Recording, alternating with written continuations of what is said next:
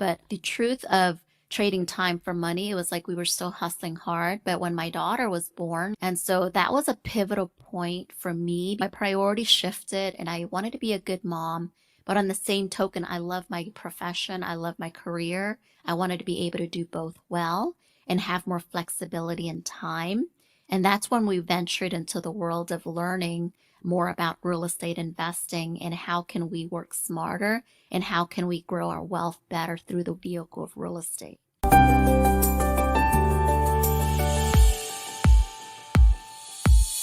Welcome to the American Dream Builder and Investor podcast, where our vision is to inspire busy professionals, especially first and second generation immigrants and Americans, to explore the state of the American dream in 2022 and beyond.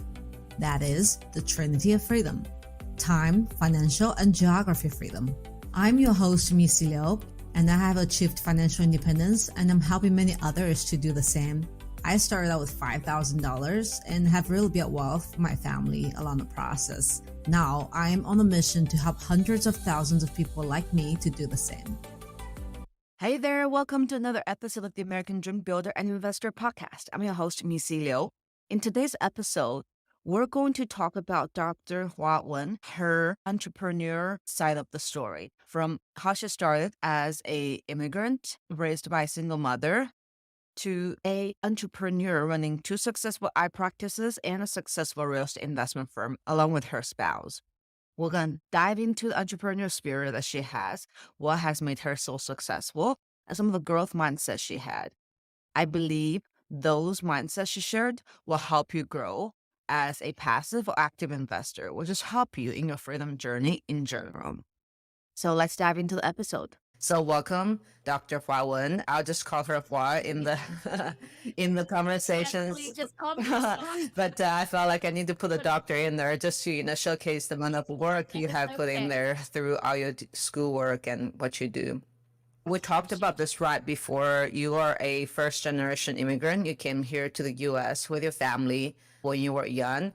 Today, we'll focus a lot more on your entrepreneurship journey and investing journey and provide inspiration and maybe practical tips to others. But starting out, maybe tell us about your immigrant story to the U.S., how that has played a huge factor in your personal and professional success today. Absolutely. Again, thank you for having me on, Macy. Time flies, but I was born in the Philippines. So my parents fled Vietnam after the war. And so I was born in the Philippines in the refugee camp in Manila. And then we moved around a lot. And so I came to the United States when I was about 8.5 years old and have 2 older brothers. And the 5 of us, it was really hard, like just financially. My parents started off working as janitors. And so at a very young age of 10 years old, I started working. And so a little convenience store, we settled in New Orleans.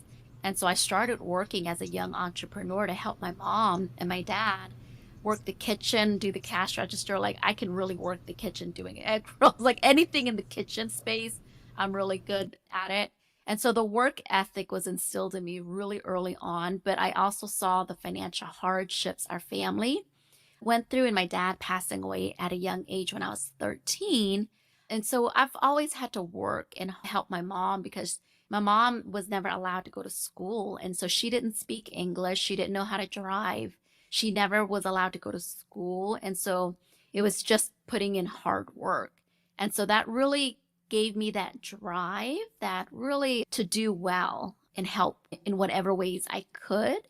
And so academically and I always had that entrepreneurial spirit from my mom because she started businesses in New Orleans, not knowing English and not having any formal education and just having me help her. And so, that kind of gave me the drive to do well and want to go to school and become a doctor. And the end goal was to be my own boss still. Even as a doctor, I wanted to have my own practice. And that was really the journey of entrepreneurship. And so that was a hard journey, just going through that, being first generation, going to college, going to, being a doctor. And then graduating and working and hustling. I mean, I worked and hustled 7 days a week for most of my life to acquire practices and things of that. I worked for 4.5 years for someone else before we were able to purchase our first practice. Yeah, I remember a Facebook post about you, still driving your car with, I think, 100,000 mileage and etc. And those are the same things that we do because, to us, a car is just a motor vehicle, and it's important to put the money into places where it matters, whether it's investment, giving back to communities or your family. And I really admire your mother for, raising you guys without a spouse and helping you guys physically, mentally, spiritually, financially to get you there. She's probably one of the, we usually have the saying that behind a strong woman, there is like, behind a strong man, there is like a woman like supporting him or something. That I feel like in this case, it's a mom pouring into you guys. And I can, yeah, and I can attest to that. Being an immigrant, we've coming from different backgrounds, whether it's freedom, not having choices, like in China, to things where government, chaotic situations across other countries, wars. We feel coming here made it, it's like stepping into streets paved with gold. So I'm glad that you grabbed onto the opportunity and made something for yourself and your family. Yeah, that's really impressive. Yeah. And going from there, your experiences as doctors, how has that paved your way into investing? Yeah.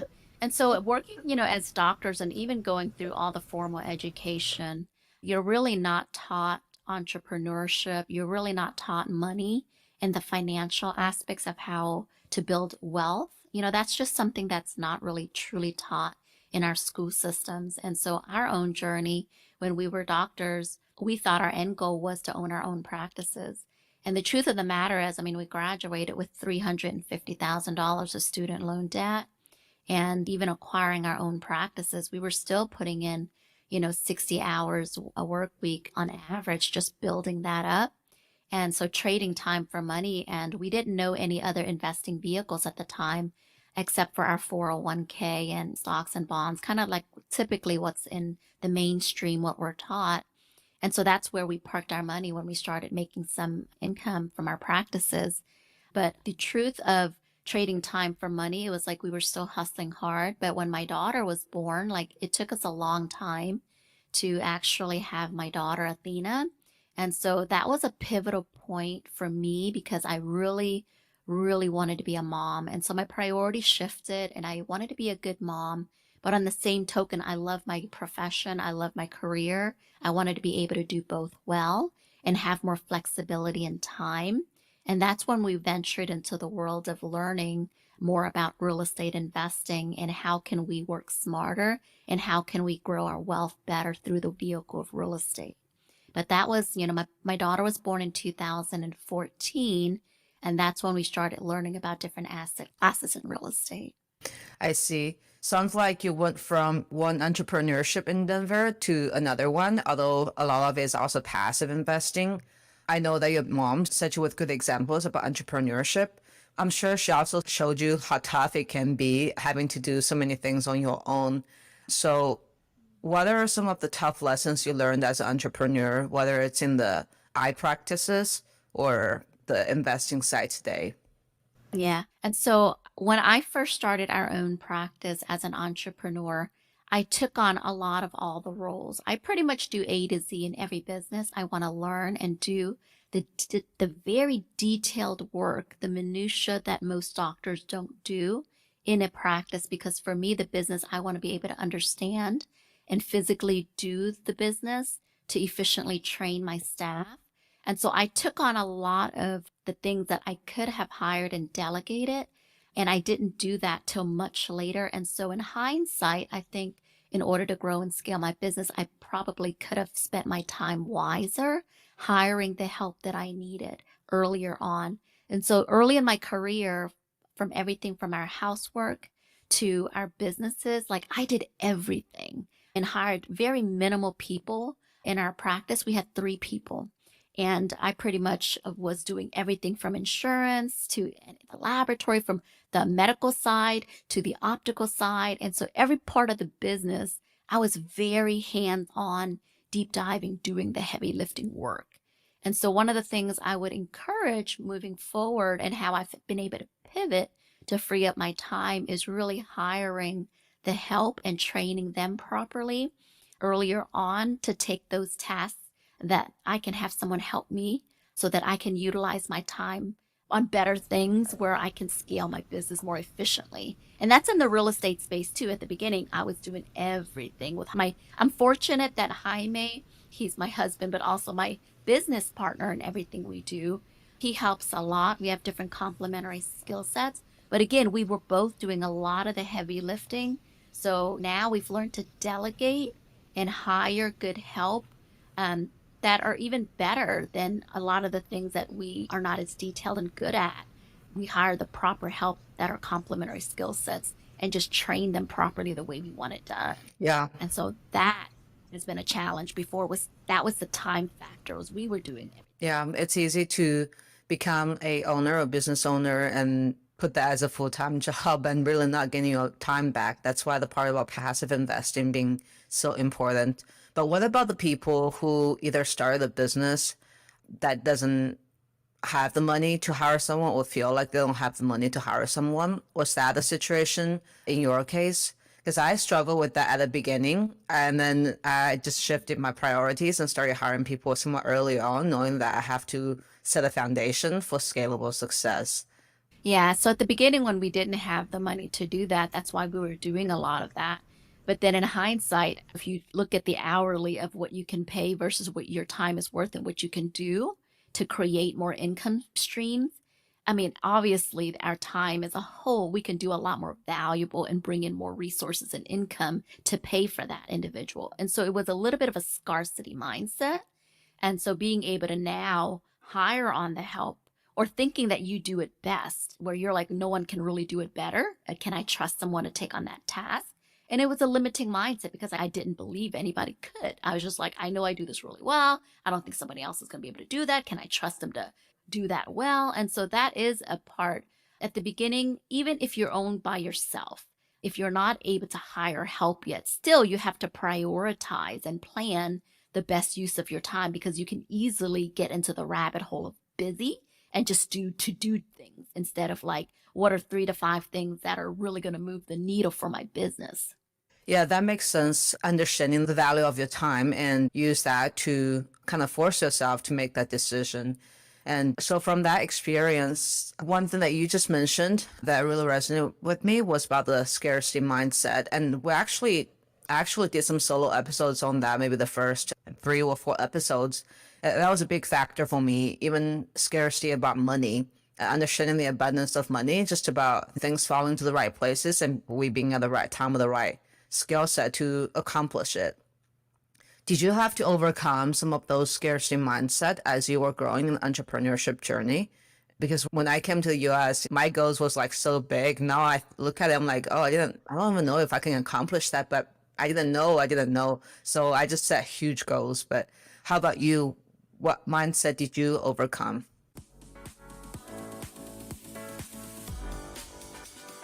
This podcast is sponsored by Life Mission Capital, founded by me, Missy Liu, where my life mission is to help busy professionals invest well so they can focus on what matters. All my life, I was taught to study and work hard for my freedom. Until one day, I realized that unless I let my money work hard for me, I will always be trading my most precious resource, time, for freedom. Since then, we have also been helping our investors passively diversify into more than 1,000 units of recession and inflation-resistant alternative investments, such as multifamily, mobile home parks, short-term rentals, and more. Learn more with our free ebooks at lifemissioncapital.com.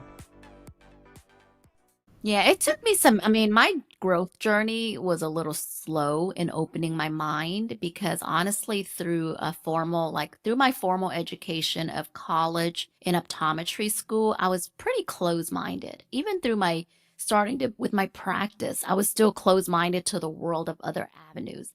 And so the world of real estate, once I ventured into that and just meeting different people out of my normal circle of friends and colleagues, was really eye-opening. And so what I even envisioned and dreamed before, now I look back and I'm like, my dream wasn't all that big when I was younger. I was just like, okay, I'd be super happy if I make 6 digits, like an income. If I can hit $100,000 and have my own practice, I'm set. That was when I was younger, I was like, man, that would be the dream. And now it's not so much the monetary, it's just the level of fulfillment and doing what I enjoy doing and having that flexibility and like giving back. But it took a journey of like, man, that was a huge my past, I would say my last 5 to 6 years has been my biggest growth journey and just opening my mind and meeting new people because I wasn't even open to meeting new people and going to networking events or conferences. Like that was not my cup of tea. I'm super shy and introverted by nature.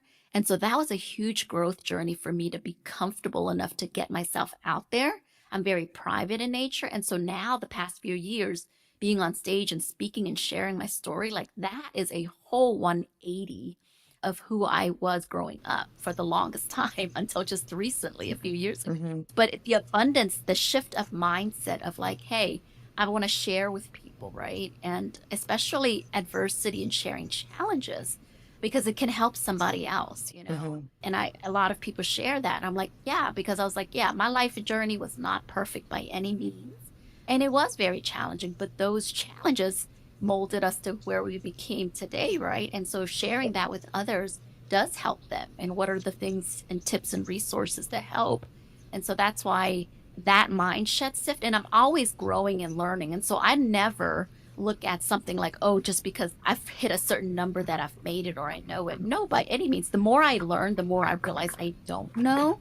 And so I'm always in learning and growth mode, always, you know. Yeah, that makes sense. And, when you talk about your hardships, just reminded me something that I read online from Barbara Cochran, the lady from Shark Tank. And she said something about how she select her entrepreneurs to work with is she actually tend to select people who has experienced hardships, who has experienced tough childhood, not a wealthy background, because those are the people who know how to overcome those and who know how to do it better. So you're definitely an example of that. And going back to what you said about yourself from being introvert to extrovert, sharing on stages and sharing those stories, was there a pivotal point in your life that forced you to make that choice? Or did someone inspire you to do that? Because sometimes we're just one step away from that aha moment. And then from there, it's just rinse and repeat. Yeah. I think it helps having a lot of the positive feedback from people.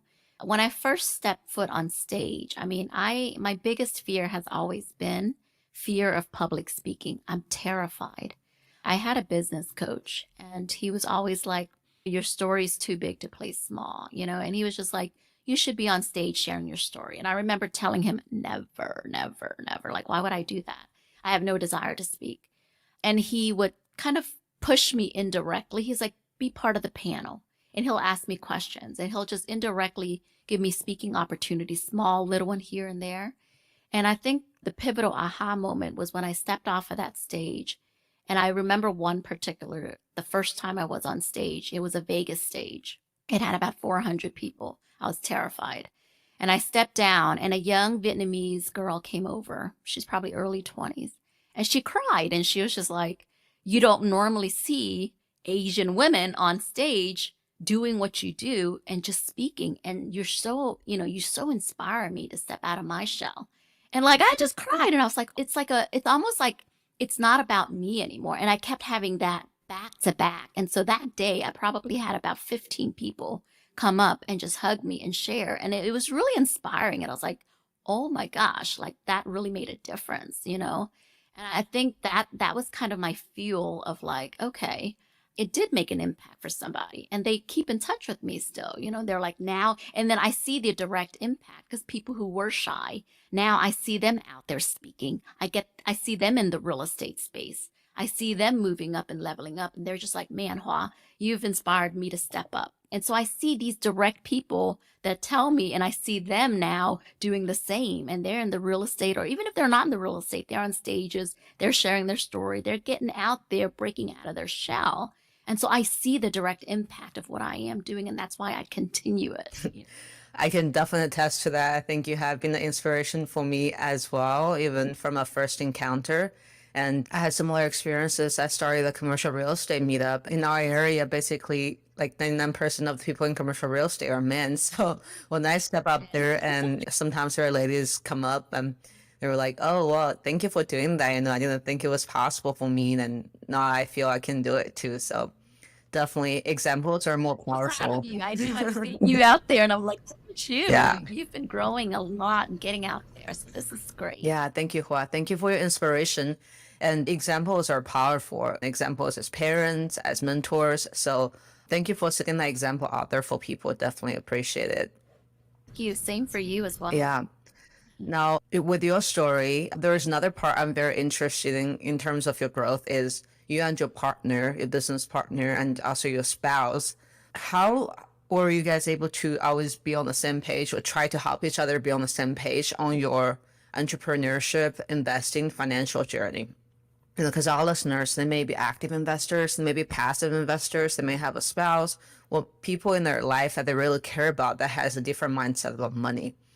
It's hard to push that needle sometimes or make them feel like less valued if you don't tell them the message the right way. So how have you guys been able to come to the same space? Were you guys always just, on the same page? No. Jaime and I couldn't be more different. Like, we're completely polar opposites. I mean, we've been together for 18 years. And so it has to be very intentional and being honest and open of what works and what doesn't work, what you like and what you don't like. And so communication is key. Are you going to hurt each other's feelings sometimes? Is it always rosy? No. But I think for us, it's key. For us, it's always been take care of yourself first, be really intentional of being the best version of yourself, and then coming together. Like at the core, I always say family first. And so for us, business is part of it, but for us to be good in general first is super important. And so we continue dating each other. It's funny because people are like, that's your husband, but you call him lover. I'm like, yeah, I've called him lover since I met him 18 years ago, and he's still my lover. And so, we make it very intentional that our relationship comes first. And so we date each other. We don't get into the world of busy because there's always tons of things to do. But whether we were poor, whether we have something, whether we have our businesses, it doesn't matter. At the core, we always want to make sure that, are you good? Are you happy? Is there something that I can do to help? And so that's always a constant communication that we work on. And once we have that good, then we start on the business. Like in our real estate business or our eye care practices, what are things that you're strong at, that you like to do, that you enjoy, that you want to take on and you prioritize and you're in charge of that? And the same thing with me and for both of our business. So it's important for us to be able to do what we're good at and what we enjoy. And then what we don't want to do, if each other can't do it, then we hire the rest if both of us aren't filling the gap. And so it's constant. And as we're growing and scaling, that's even more important that we have a pulse of communication and coordinating calendars, coordinating events, coordinating our fun. And so it's all planned in and it has to be intentional. And then we do our travel vacation time, because if you don't plan in the fun and it's all work, then it's like it's just your business partner or you're just living together, So you have to have that dating, the fun, and integrate it into the business aspect. Oh, that's great. Looking at each other's strength is a great way to go about it. But have you always been on the same page about where you want to go in terms of your time freedom, financial freedom? Or how do you, kind of work No, together? So I remember Jaime just wanting to scale practices because that's obviously the space that we're well versed in. We're eye doctors, right? And so my goal at the time was like 2 practices with my end goal for practices. I'm like, you take charge of one, I take charge of one. That way we have a good pulse of what's going on with the practices. And then he kept wanting to scale, and we were already working about 60 hours a week at this point, right? And so he kept looking at new land. He wanted to build a new practice and kind of do our own practice and do 3 or 4 or 5 and just scaling that way. And I was like, absolutely not. And then, he got to a point where he kept looking, and I'm like, look, I'm not looking because I don't look. If I look, I'm buying. Like, I'm not looking just to waste time because I have no desire for a third practice.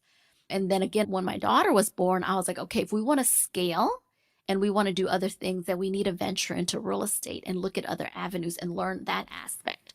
And so Jaime was on board. Like when he finally was like, okay, so absolutely no more practices. I'm like, I'm not on board. Like if you're going to buy anything else, you're going to run it by yourself. I'm going to have nothing to do with it. I don't want my name on it. I'm not going to come visit it. I'm not going to do anything with it, you know?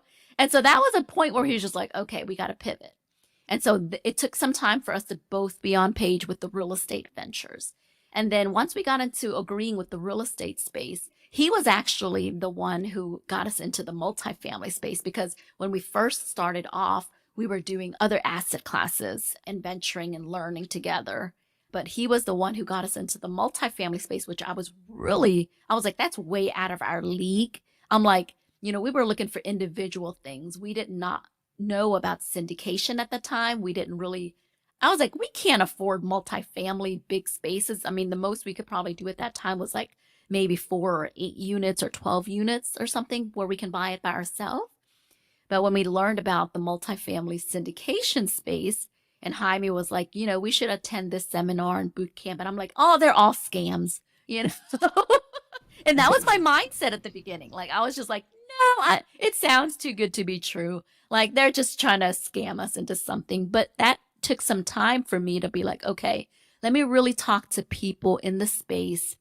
What is their background? What has their journey been? And so the more that I talked to people who were actively in the space successfully, and they come from all walks of life and all sorts of background, I'm like, oh my gosh, this is real. And that's where, where both of us got on board together more into the real estate space, because I was still a little skeptical, even though I wanted to get into the real estate space. It was just a trial and error learning, and then starting to join different groups and learning the process and things. Yeah, I mean, that would be ideal, but it's a work in progress for most couples.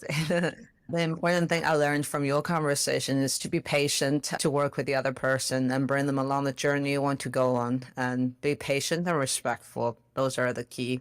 Absolutely. Yeah.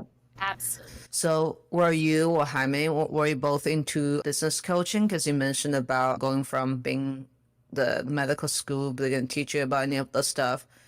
So you got business coach and real estate coaches. Were you always big into coaches? How has that helped you in your journey? Never had coaches prior to getting into this world of our next growth journey, And so when we started getting into learning more about real estate, and we started getting into the Tony Robbins world, so self-development and just broadening your mindset, and then we got a life coach in that world. And then we got into the real estate space, and then we hired mentors and coaches in the real estate space. And then even in our fitness and health, we started hiring coaches. So every avenue of our life that we wanted to improve, we hired a coach. And it moved the needle. You did. Okay, awesome. Yeah. So you said that it moved the needle for you, and I really believe coaches are great resources as well. It took me a few months after we met, and then I hired on coaches as well. So how do you justify the coaches? How do you select them and really make sure you're getting a good return on your investment? I think that's also a critical thing in your journey, right? Oh yeah, absolutely. I continue to have different mentors, lots of different coaches in different lanes of my life. And they all help in different areas. And so I seek out specific coaches who are successfully doing exactly what I want to do in that space. And so if I want to improve on public speaking, I hire a coach for that. If I want to improve in real estate, especially multifamily, I hire a mentor or a coach for that. If I want to hire, it's like for fitness, then do they fit the lifestyle and the fitness that I want to pursue, then I hire someone for that. And so it's very specific, because I don't want a general coach coaching me on all sorts of different things, and it's multiple lane, but it's not actionable. I want them to give me a handheld process. Give me the minutia, give me the granular, so I can actually take on, learn, and do it myself. And so for me, it's very specific. I don't want a general coach in anything. I want it very specific. I want to help me improve in this particular lane. And I need you to share the very well resources and hold me accountable. So I want a one-on-one coach who will talk to me on a weekly basis or monthly basis, or I can have access to text, or I can have access to a community. And they have students already successfully doing it. And that's how I pick them, Because if they don't have a track record, or they don't have people in their ecosystem that can vouch for them, that I can see a success record, then I probably look for another one. Because then I'm like, well, does that person have experience coaching or mentoring? And do they have successful students? Successful students who refer or highly recommend is the best way for me. Yeah, that makes sense. Thank you, Huang. Thank you so much for being with us today and talking about your stories going from a immigrant family into the U.S., escaping from the wars in Vietnam, and coming to the U.S. and raised by a single mom to become a successful medical professional, a doctor, owning 2 eye doctor offices along with your spouse, sharing all the nuggets about not just growing personally, but also grow with your spouse as a couple, and how you're gaining fitness across your finances, across your personal side, just overall, learning how to find coaches as well. I think those are really helpful nuggets that can help others grow in many areas, whether they're passive investors or active investors or people who are just having a W-2 job, which is a lot of us these days. So thank you so much for sharing with us. Now, our next episode will also have Dr. Nguyen, and I just call her Hua, in our podcast. And we will be talking about her investing journey, how she has gone from passive investing to active investing, and some of the important lessons she learned along the way that has really helped pivot her investing journey. So see you on the next episode. Thank you so much for tuning in to the American Dream Builder and Investor podcast with me, Missy Liu. We hope you enjoy the tips and tricks that others have used to build their American dream and their trinity of freedom. We would love for you to subscribe and leave a rating and a review. You can also find all the episodes and details on lifemissioncapital.com. Until then, let your life mission go wild.